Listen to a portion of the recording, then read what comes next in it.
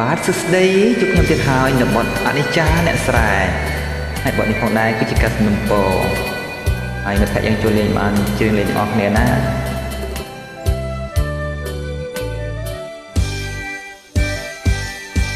ក៏ល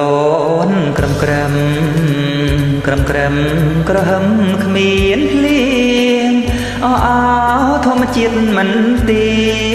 ងអនិច្ចាចន្ទាអ្នកស្រែសន្ទូងសំណាបស្វិតរៀបសែនស្ដាយម្លេះទេព្រះអើយវសាប្រាជាហួតហាយរីរាំងក្រៀ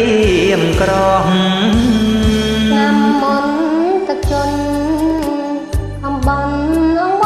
តែម្ដងតែសែននងមានចាទេវតាលោកមិនស្រណងទាំងធំលេចស្រូវអស់ហើយគ្មានមួយក្របសឆ្នាំនេះក៏ស្វិតអូតើត្រំរួតាមរបៀបណាកុំព្រួយពេកមុំអូនណាយកុំយំខើនទឹកភ្នែកអូនមានស្ងួនបងយំអីលើកុំព្រួយពេកបើយើងមិនស្លាប់ទេបងអើយកុំយំអូនសូមមកវមានស្នេហ៍ធ្វើម្ដេចយើងជាអ្នកស្រែវេទនាមិនស្លាប់ទេណាជីវិតអ្នកស្រែគ្មានទេសាច់ក្តីស្រណុកខំធ្វើការទាំងការទុករំពឹងសង្ឃឹមមេឃីណាំនេះខូចចិត្តស្រើស្វិនត្បិតគ្មានកងពីឆ្នាំមុនរកទុំខ្លោចផ្សាវេទនាទាំងលិចជាប់គ្នាពីឆ្នាំ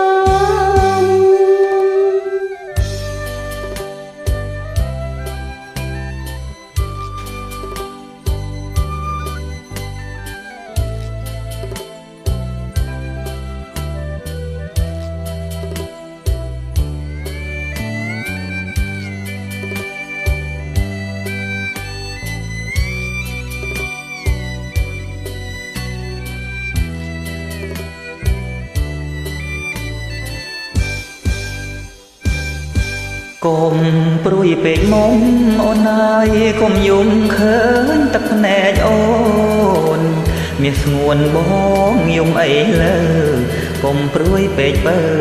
យើងមិនស្លាប់ទេបងអើយកុំយំ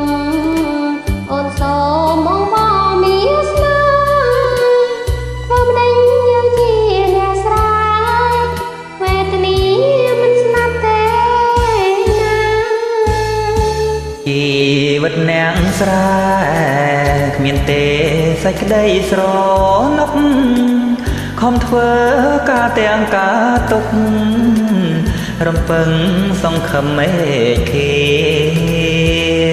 ណាំនេះខូចចិត្តស្រូវស្វិនត្បិតគ្មានកងពី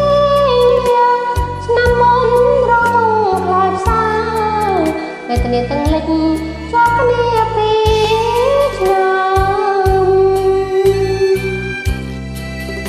បាទសូមអរគុណច្រើនសម្រាប់ការចូលរួមរបស់មិត្តភក្តិយើងសូមជូនពរឲ្យមានតែសំណាងល្អជួបតែសំណាងល្អគ្រប់គ្នាជួបគ្នានៅបានក្រោយៗ